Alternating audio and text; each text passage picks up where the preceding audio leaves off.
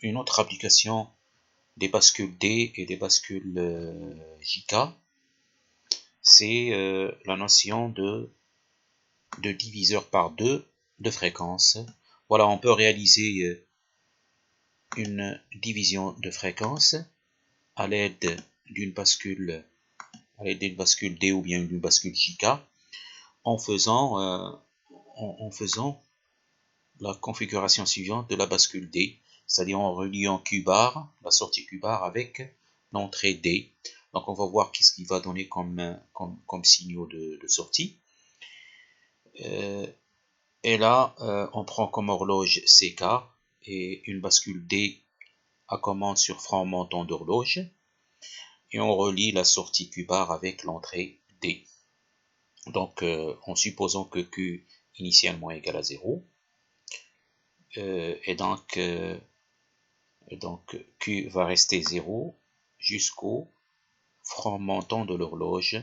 Alors, au franc montant de l'horloge, D qui est Q bar est égal à 1, donc Q va passer à 1. Et lorsque Q passe à 1, donc automatiquement Q bar qui est D va passer à 0, va commuter à 0. Voilà, à passer à 0. Et donc, à ce franc montant, au deuxième franc montant de l'horloge, D c'est 0, ici. Donc, Q va recopier D, et donc il va passer à 0. Et lorsque Q passe à 0, sachant que D c'est Q bar va passer à 1. Voilà, et ainsi de suite. Au troisième franc, tout se passe comme si l'on raisonne sur le premier franc, et donc, et ainsi de suite. Et ainsi de suite. Donc on obtient D de cette manière, et Q qui nous intéresse, comme ça. Q c'est Q bar qui est D. Donc, en comparant Q avec CK, la période de Q, c'est le double de la période de CK. Hein? La période de Q, c'est le double de la période de CK. Et donc, la fréquence de la sortie Q, c'est la moitié de la fréquence de CK. Alors, un circuit similaire à la bascule D, c'est à l'aide de la bascule JK.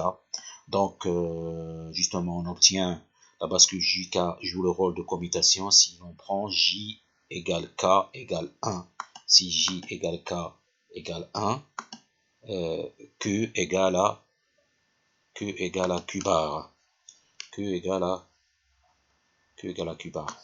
Donc, c'est la commutation. La sortie Q prend la valeur Q bar lorsque J égale K égale à 1, c'est le cas ici. Donc, on peut tracer de la même manière, Q initialement égale, et là on raisonne sur le franc descendant, parce que l'horloge est active au franc descendant, donc Q est égal à 0 initialement, puis arrivé à ce niveau, hein, au franc descendant, Q va commuter à, Q va prendre la valeur de Q bar. Voilà, c'est la définition de la bascule JK, synchrone à une horloge. Et Q ici est égal à 1, donc automatiquement Q bar est égal à 0. Voilà. Alors, à ce franc descendant aussi, Q c'est 0, Q bar c'est 0, et donc Q va prendre la valeur de Q bar qui est 0, et ainsi de suite, et ainsi de suite. Et ainsi de suite. Donc, de la même manière, tout comme pour la bascule D, ici également pour la bascule JK, on a réalisé la division de fréquence. Donc, pour réaliser, je résume, pour réaliser une division de fréquence, on peut le concevoir à partir d'une bascule D, sachant qu'on relie la sortie Q bar, cette sortie Q bar avec l'entrée D.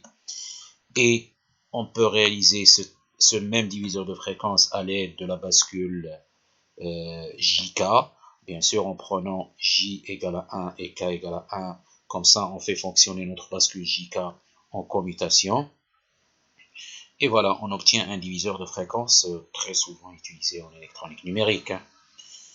Voilà, je vous remercie.